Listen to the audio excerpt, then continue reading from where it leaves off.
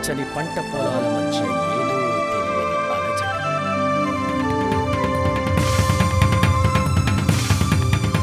ఈ అలజడి అన్నం పెట్టే పంటకు పట్టే చీడపురుగనుకుంటున్నారా? కాదు కాదు, అక్షరాన్ని పేదవాడి చేతికి అందకుండా చేసే ఒక పెత్తందారు క్రూరమైన అడుగులే ఈ అలజడి.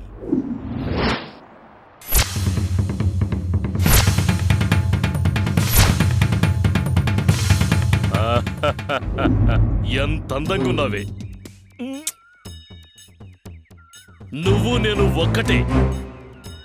నన్ను చూస్తే పేదవాళ్ళు, నిన్ను చూస్తే మూగజీవాలు వణికిపోవాల్సిందే.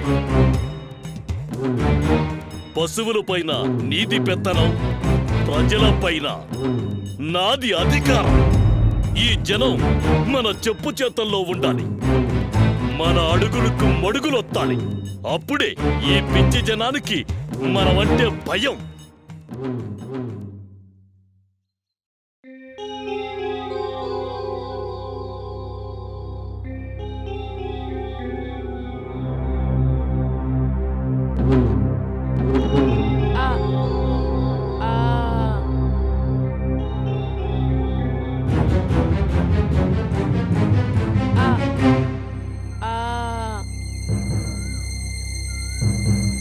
అయ్యా అయ్యా, పసివాడయ్యా, నా ముఖం చూసి వదిలిపెట్టండియ్యా, తెలియక చేశాడయ్యా, పాపం పసివాడయ్యా.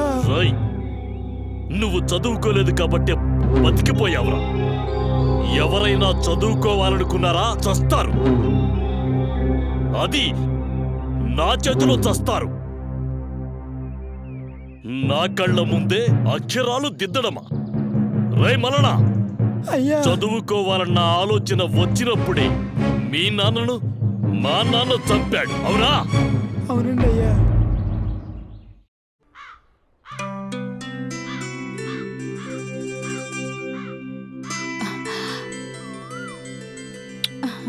నా బంగారు తల్లి, ఈ పేడకసు నూకింది నువ్వేనా తల్లి? అవునమ్మా, నేనే పేడకసు నూకి దిబ్బల పడేసిన. నీకెందుకు తల్లి ఈ గోటు కష్టం? సకంగా బడికెళ్ళి చదువుకోక. సర్లే, గీ పన్నే చూసుకుంటా గాని గువ్వెళ్ళి బడికి తయారు కప్పు.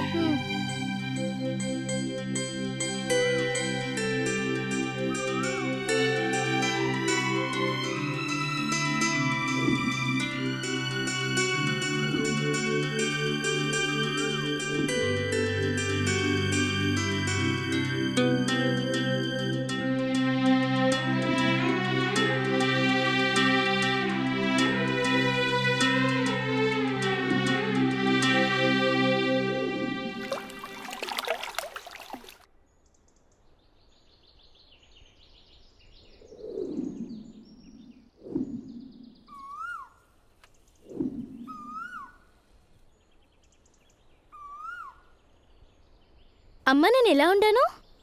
నీకేడు తల్లి, పుత్తడి బొమ్మ మాదిరి ఉంటావు. ఇలా రామ్మా.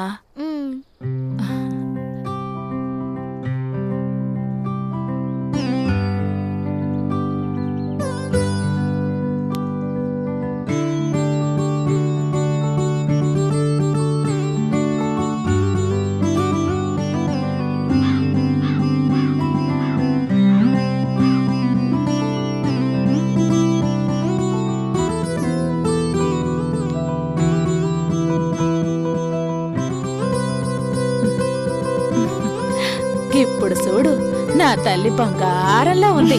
అమ్మ, నాకు సిగ్గెత్తుంది. సర్లేరా, పువ్వైంది, తిని పడికిపోదు గాని.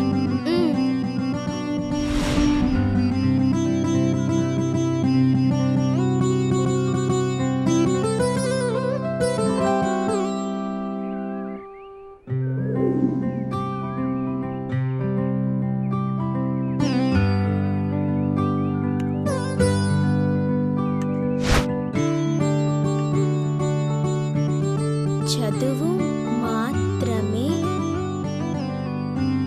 మా పేదల తలరాతలను మారుస్తుంది. మా అమ్మ నాన్నకి నేను పుట్టిన ఊరికి మంచి పేరు తీసుకురావాలి. నేను బాగా చదువుకుంటా.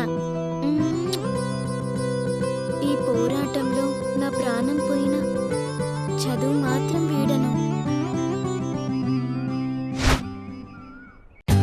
For more updates, like, comment, subscribe to our channel.